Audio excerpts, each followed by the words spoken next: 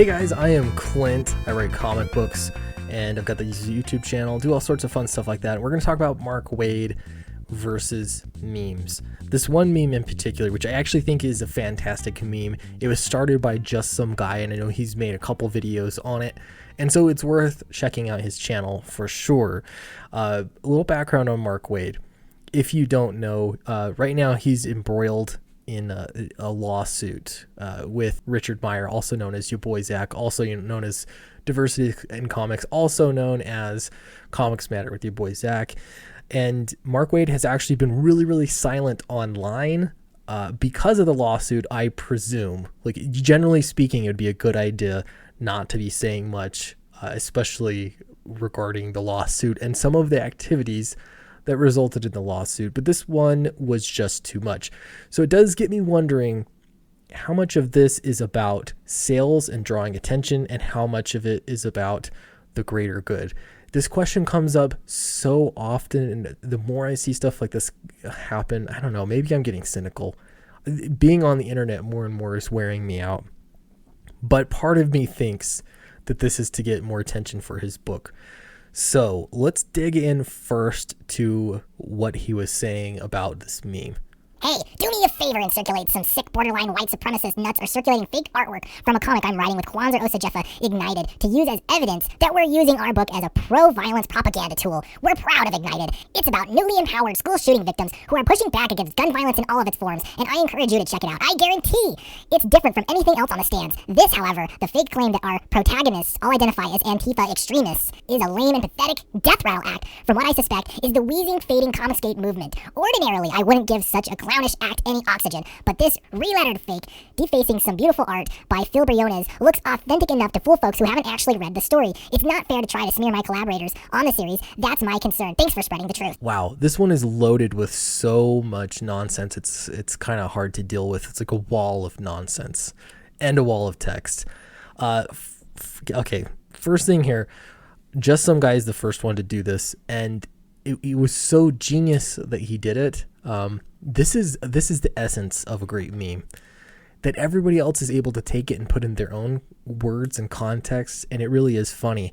Not only that, it's actually not at any one individual's expense. I realize that it does reflect poorly on Mark Waid and his creative team on the book, but it's not like, it's not like his face or anything like that, though those memes can sometimes be funny too.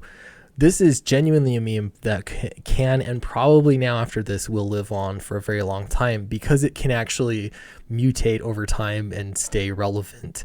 So props to you, just some guy. It is kind of funny that you made a book about gun violence and why it's so bad, but you use other kinds of violence like explosives and like superpowers, all these other kinds of deadly force, but guns are somehow worse. It is kind of funny. You have to admit that it's not a good look. The other thing too is if a meme is so realistic that you have to go around showing people the fake one from the real one, there's a problem. Most memes don't need any explanation, and if people are actually reading the book and they're seeing that out of context and they believe that's what it really says, the thing is it doesn't really look that believable, frankly. And so I doubt this is going to drive readers away from your book that would otherwise read the book, especially because it's already been out. So that's why I see this there's the cynical part. I see this as driving more people to go and pick up the book so that they can read it themselves and sell more copies. I don't know though. Maybe it really is like just an offense taken that, you don't understand how memes work. But we could look at some. Here's some memes. You got to explain this. When your friend steals your girl, it's my diabolical plan by Dwight Schrute. This wasn't actually in The Office. It had nothing to do with stealing someone's girlfriend. It was just a gag. So just so you know, this meme isn't real. It's not reflecting reality. Here's another one, right? The kid with the little yes kid. My goal for 2018 is to accomplish the goals of 2017, which I should have done in 2016 because I promised them in 2014 and planned them in 2013. This really has nothing to do with goals. It was just a little kid, small child that happened to be making a face. And so the words were added after the fact to create a new context. Just so you know, this is not real. Here's I don't even know where this one came from. Dude's got a square face. I don't know, is this photoshopped or real? Square head. I don't get it. Oh, here's one. Willy Wonka. You probably see that one often. You realize this Willy Wonka picture, I don't even remember actually the normal context. It's been memed so much. That's how it works. They get out of hand, you put it out there, and it becomes a meme. Willy Wonka didn't say anything about an iPhone. Just to clarify, this is just a meme. Here's the thing. Obviously, I have several criticisms of how Mark Waid has handled a lot of these kinds of things. But in this case, it has to do with comics and sales. And I'm realizing more and more that the comic book industry is absolutely dog eat dog, cutthroat. People will do anything to get ahead in comics. It's becoming really apparent. And I get it. Like, you got to get out there and fight and work for it. I get that.